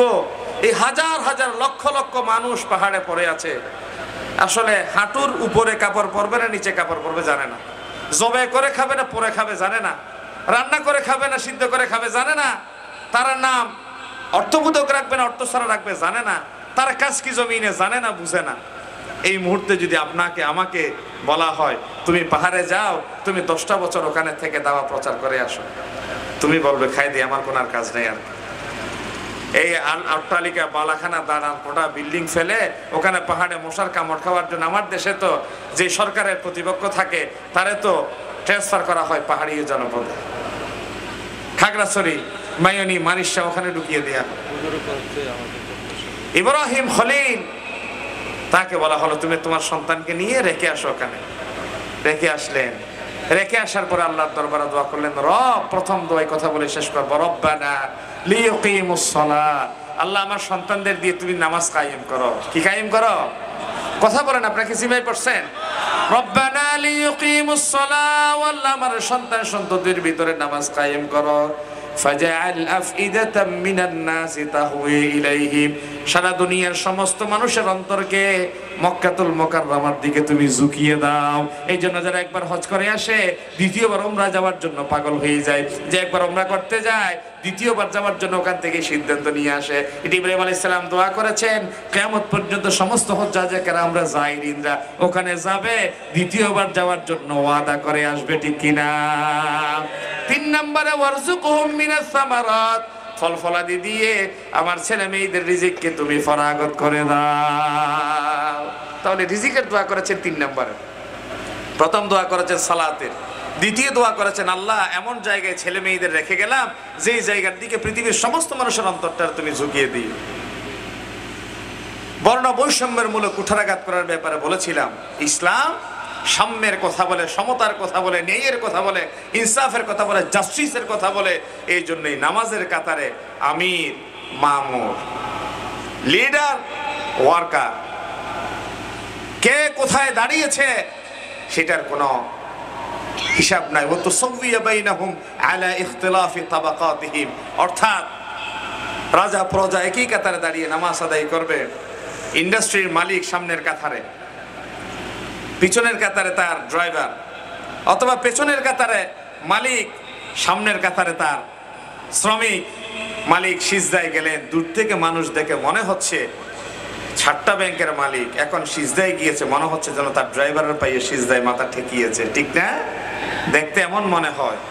বলে যে বিধানটা তো আল্লাহ করে দিয়েছে, নামাজে আসবা, ধনী দরিদ্রের ব্যবধানের মূলে তুমি কুঠারাঘাত করে দিবা, কেবল এই বিধানটা ইসলামই করে দেখাতে পেরেছে। লক্ষ মানুষ, ইমাম একজন, একসাথে রুকু, একসাথে সিজদা, একসাথে তাসবিহ, একসাথে সালাম। পৃথিবীতে অন্য কোনো ধর্ম, অন্য কোনো বর্ণ, অন্য কোনো জাত এই বৈষম্য ছাড়া একটা সমতার বিধান কায়েম করে দেখাতে পেরেছে। তাহলে ইসলাম ছাড়া অন্য ধর্ম মানি না, ইসলাম ছাড়া অন্য কিছু মানি না। তাহলে বর্ণ বৈষম্যের মূলে কুঠারাঘাত করে সাম্যের সমতার জয়গান গাওয়ার একটা সুন্দর প্ল্যাটফর্ম দিয়ে গেল ইসলাম। এরপরে দিয়ে গেলেন নারীর অধিকারের কথা। সুদকে হারাম ঘোষণা করার মাধ্যমে যাকাত ভিত্তিক অর্থ ব্যবস্থা প্রবর্তনকে প্রমোট করা হলো। তারপরে করা হলো কিসাস, হত্যার বিচার। আজ আমার দেশে সবচেয়ে বেশি যে জিনিসটা দরকার সেটা হচ্ছে সুবিচার। ইসলাম বলছে একজন মানুষের কিসাসের ভেতরে আছে হাজার মানুষের জীবন। মুফাসসিরিনে কেরামরা কলম ধরল, আপনি আমার বাবাকে মেরেছেন, আমি আপনার বাবাকে মারব, আমি আপনাকে মারব, সেটা হচ্ছে কিসাস, জীবনের বদলে জীবন।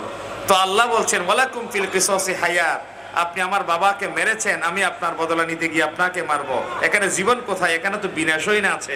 বলে যে না, একজন বেবিচারী বেবিচার করলো, বিয়ে বহির্ভূত, অর্থাৎ বিয়ের আগে যদি কেউ বেবিচার করে তার শাস্তি হচ্ছে 100 বেত্রাঘাত।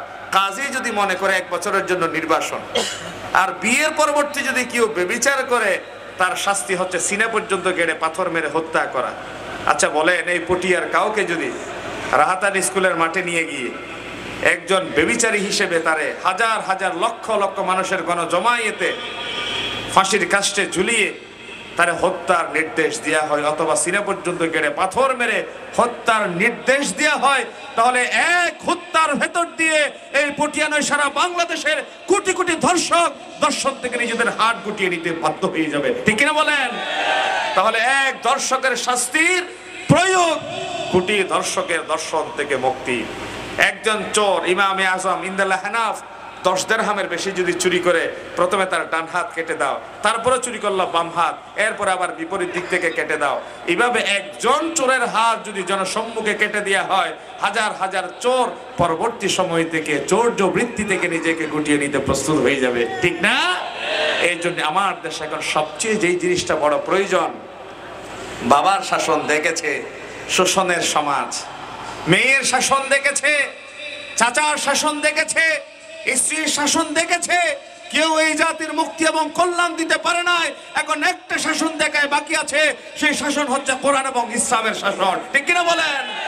যেদিন এই সমাজে কোরআনের শাসন কায়েম হয়ে যাবে, দরজা খোলা রেখে ঘুমানো যাবে। সুন্দরী নারীরা মাইলের পর মাইল একে সফর করতে পারবে, কোন ইফটিজার রিপ্রিজিং আমার বোনের সতীত্ব হরণ করার সাহস পাবে না, কোনো দস্যুতা আমার মালওয়ালার মালের দিকে লোলক দৃষ্টি দিয়ে সাহস পাবে না। আসুন আমরা সেই সোনালী সমাজের, সেই সোনালী দিনের অপেক্ষার প্রহর গুনি, নিজেদের মানোন্নয়ন, নিজেদের আত্মগঠনের মাধ্যমে একটি সুন্দর স্বনির্ভর ক্ষুধা দারিদ্র মুক্ত সুখী সমৃদ্ধশালী বাংলাদেশ গঠন করা। আল্লাহ আমাদের এক একজনকে খালিদ ইবনে ওয়ালিদের যোগ্য উত্তরসূরি হিসেবে জীবন গঠন করার তৌফিক দান করুক। সকলে বলি আমিন। ওয়া মা তৌফিক ইল্লা বিল্লাহ। আসসালামু আলাইকুম ওয়া রাহমাতুল্লাহি ওয়া বারাকাতুহু।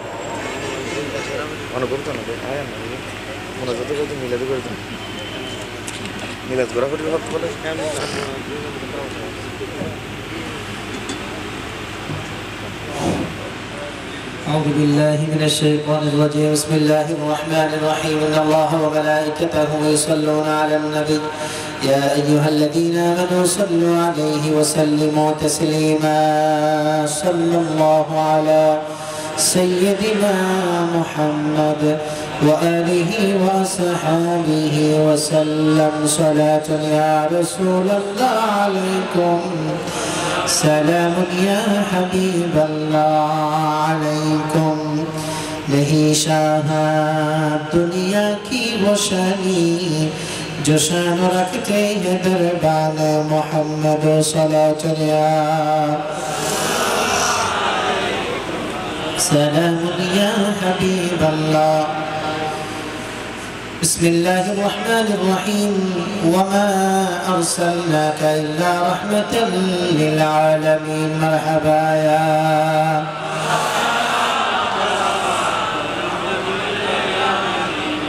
سيد السادة فخر الأنبياء مكمل التوحيد محا الملل. مرحبا يا رحمة للعالمين. مرحبا يا نبي، سلام عليك يا رسول، سلام عليك يا حبيب، سلام عليك صلوات الله عليك. سيدي سندي ووصيلتي يا رسول الله، أقى يا حبيب الله. حكمه روزے پہ جاؤ، بادب سر کو جھکاؤ، حال و دل آپ کو سناؤ. عمر بھر واپس نہ آؤ یا نبی علیکہ یا رسول، سلام علیکہ یا حبیب، سلام علیکہ.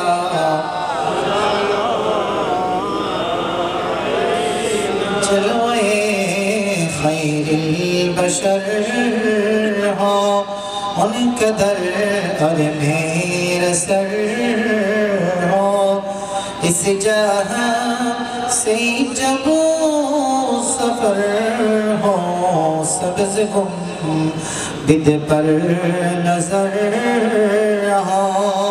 یا نبی سلام علیکہ، یا رسول سلام علیکہ، یا حبیب سلام علیکہ. صلوات اللہ عليك يا رب. صل وسلم دائما ابدا على نبيك وحبيبك خير الخلق كلهم. بلغ العلا بكماله، كشف الدجى بجماله.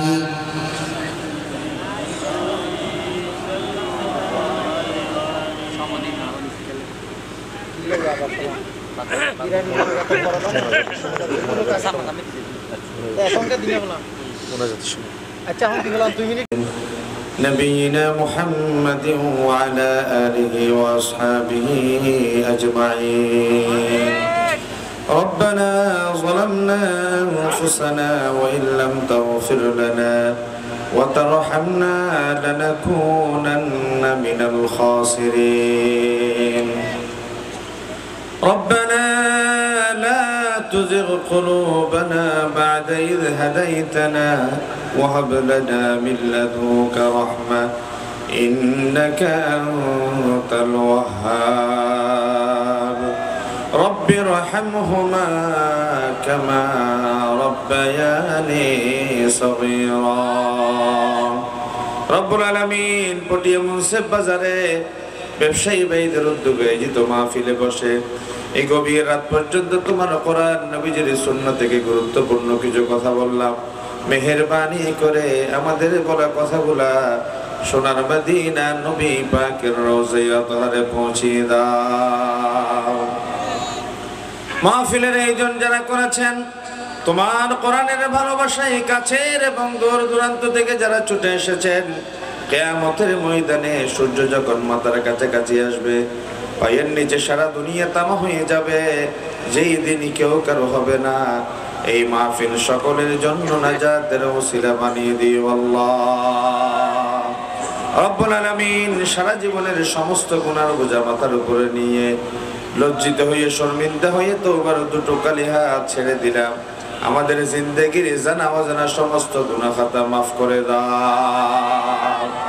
আমাদের মেহেরবান মা বাবা, সাথীদায়ে কেরাম, মুরব্বীরা, বন্ধুরা, পাড়া পড়শিরা যারা কবরের বাসিন্দা হয়ে গেল, আল্লাহ প্রত্যেক ইমানদার নরনারীর কবরকে তুমি জান্নাতের বাগান বানিয়ে দাও। রব্বুল আলামিন আমাদের ভিতরে অনেক ব্যবসায়ী আছেন, ব্যবসায়ী ভাইদের ব্যবসাকে তেজারতান লান তাবুরের বারাকাময় করে দাও। অসুস্থ যারা আছেন তাদেরকে শিফায়ে আজরা কামেলা দিয়ে দাও। ঋণগ্রস্ত ভাই বোনদেরকে ঋণ পরিশোধের ব্যবস্থা করে দাও। বেকার যারা আছেন তাদেরকে কর্মসংস্থানের ব্যবস্থা করে দাও। আল্লাহ তাআলা পটিয়া মুন্সিফ বাজার আয়োজিত এই মাহফিলকে হেদায়েতের মারকাজে পরিণত করে দাও। রব্বুল আলামিন অসংখ্য উলামায়ে কেরাম তোমার নবীর জীবন থেকে কথা শুনিয়েছেন। আল্লাহ যে কথাগুলো আমাদের জীবনের জন্য উপযোগী, আমলের জন্য, প্রশস্ততার জন্য প্রয়োজন, আল্লাহ কথাগুলো আমাদের সিনায়, আমাদের আমলের জীবনীতে তাফসীর পয়দা করে দিও আল্লাহ। রব্বুল আলামিন অনিচ্ছাকৃত কোনো ভুল কথা যদি জবান থেকে বের হয়ে থাকে, আল্লাহ তোমার কাছে ক্ষমা চাই। সামিঈন অডিয়েন্সের মেধা থেকে, ব্রেইন থেকে কথাগুলো মুছে দিও আল্লাহ। আল্লাহ বিশ্বব্যাপী যেখানেই মুসলমান সেখানে রোনাজারি, যেখানে এই কালিমার কথা সেখানে আর্তনাদ, আল্লাহ তোমার পক্ষ থেকে আমাদের নাসির হামি হিসেবে সালাহুদ্দিন আইয়ুবীর ব্যবস্থা করে দিও আল্লাহ। সিরিয়ার জমিনে যেমনি আনন্দের পতাকা উড্ডীন হয়েছে, তেমনি জায়নবাদী সাম্রাজ্যবাদী সন্ত্রাসী গোষ্ঠী ইসরায়েলের দমন নিপীড়নে কলিজাটা মুসর দিয়ে উঠে। আল্লাহ যাদের নসিবে হেদায়েত আছে তাদেরকে হেদায়েতের উপর পরিচালিত করো আল্লাহ। যদি নসিবে হেদায়েত না থাকে, আবু জেহেল, আবু লাহাব, ফিরআউন, হামান, সাদ্দাদের যে ভয়ঙ্কর পরিণতি করেছিল, আল্লাহ তাদের জন্য ভয়ঙ্কর পরিণতি দেখিয়ে মুমিন মুসলমানদের কলিজারে তুমি ঠান্ডা করে দিও আল্লাহ। এই মাহফিল যেন প্রতি বছর আয়োজন করতে পারে। মাহফিলে যারা সহযোগিতা করেছেন দেশের বিদেশের, আল্লাহ তাআলা তাদেরকে নিয়ামুল বদল আজর আজিম দান করো আল্লাহ। 5 আগস্টের মহানায়ক যারা, যাদের রক্তের বিনিময়ে, যাদের জীবনের বিনিময়ে কথা বলার সুযোগ পেলাম, আমাদের কথাগুলোর সওয়াব দিয়ে তাদের কবরকে তুমি জান্নাতের বাগান বানিয়ে দাও। আমার অ্যাডভোকেট সাইফুল ইসলাম আলিফের কথা মনে পড়লো। আল্লাহ পরশু রাতে গভীর সময় যখন তার কবরের পাশে গিয়ে দাঁড়ালাম, আল্লাহ গভীর রাতে সাইফুল ইসলাম আলিফের কবরের পাশে দাঁড়ানোর পরে তার কন্যা সন্তান কেবল 2.5 বছর বয়স, তার কথাটা মনে পড়ে গেল। আমার বাবা শহরে গিয়েছে, আমার জন্য চকলেট নিয়ে আসবে। আল্লাহ কন্যা সন্তান জানে না তার বাবা জন্মের জন্য হারিয়ে গেল রে আল্লাহ। আমার সাইফুল ইসলাম আলিফের পরিবারকে তুমি ধৈর্য ধারণ করার মতো কলিজা দান করো আল্লাহ। আল্লাহ গজওয়ায়ে হিন্দের প্রথম শহীদ আবার সাইফুল ইসলাম আলিফের কবরকে জান্নাতের সুউচ্চ মাকাম বানিয়ে দাও। তারা সুখ সন্তপ্ত পরিবার যেন সুখ সইতে পারে, পরিবারের পরিজন নিয়ে আরামে থাকতে পারে, তাদের কলিজাকে তুমি প্রশস্ত করে দিও আল্লাহ। আল্লাহ এই দেশের কোরআনের জন্য যদি রক্তের প্রয়োজন হয়, জীবনের প্রয়োজন হয়, আমাদের রক্তকে কোরআনের জন্য তুমি কবুল করে নিও আল্লাহ। আল্লাহ সেই জমিন আল্লাহ সাইদের রক্ত চষে নিয়েছে, মৌলানা নিসাবির রক্ত কেড়ে নিয়েছে, আল্লাহ নিরপরাধ কাদের মোল্লার রক্ত জমিন আল্লাহ দাফন হয়েছে, এই জমিনকে কোরআন বিরোধীদের হাতে তুলে দিও না আল্লাহ। আল্লাহ যারা কোরআন বিরোধী, কোরআন বিদ্বেষী, আল্লাহ তাদের জন্য হেদায়েতের রাস্তাটা সুগম করে দাও আল্লাহ। যেদিন তোমার পক্ষ থেকে চলে যাবার চূড়ান্ত ডাক এসে যাবে, যেই নামাজে বসে হুঁশ জ্ঞান বিবেক বুদ্ধি ঠিক রেখে দেনা পাওনা মিটিয়ে দিয়ে আমাদের সকলের জামান দিয়ে তুমি জারি করে দিও লা ইলাহা ইল্লাল্লাহু মুহাম্মাদুর রাসূলুল্লাহ।